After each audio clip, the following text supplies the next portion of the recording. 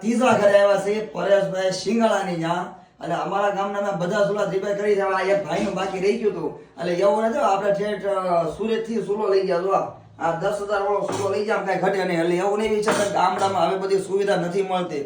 બાકી આમ જો ઊભું પ્લેટફોર્મ અને અહીંયા ઠેસી બંધ કરો તો દરવાજો અહીંયા બંધ થઈ જાય સીધો પથ્થરમાં એટલે આપણે અહીંયા હડી જાય પણ અહીંયા કાંઈ હડીશે નહીં એટલે આમ કાંઈ ઘટે નહીં એવી વસ્તુ. આમ જો માર્બલ ઉપર આપણે સ્લેબ વાળો ને આપણે તો અહીંયા વળી પાછા ઓવડામાં કંઈક ખામી હોય અને પરેશભાઈ હાચે સા બનાવે છે ને ઘરવાળીને થોડી તકલીફ હોય તાવ ભાવ હોય ને તે આમ આજુબાજુ ખમણી સા પણ થાય છે.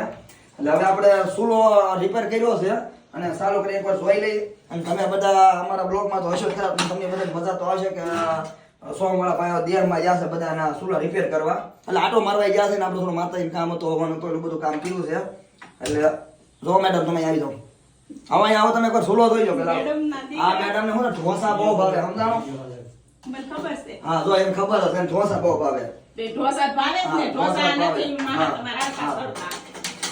એને ઓલું સડાઈ તો ખરો. હા ઓલી સોડાવાનું ભૂલાઈ ગયો ભાઈ ઉભા રહેજો ભાઈ એમ કોઈ તમારો હા એ વાન કટોરો કહેવાય શું કહેવાય આ કટોરો. હા તમારા પર ઓલા જેમ ના કપાના ડાબખા વીનો એમ ડાબખા નો આવે ડાબખા નો આવે જ ને, પણ તારા હરખો અમલો કરવો જોઈએ ને. થઈ ગયો ભાઈ હવે પાછા આપણે ચોથા બ્લોકમાં આવવાનું છે. આ બધા એક પછી એક બધાના કામ ગામડામાં કર્યું છે અને બધાને આનંદ પણ આવ્યો છે અને બધાને ચૂલા પણ સારા થઈ જાય. હારો હાલો પછી મળ્યા.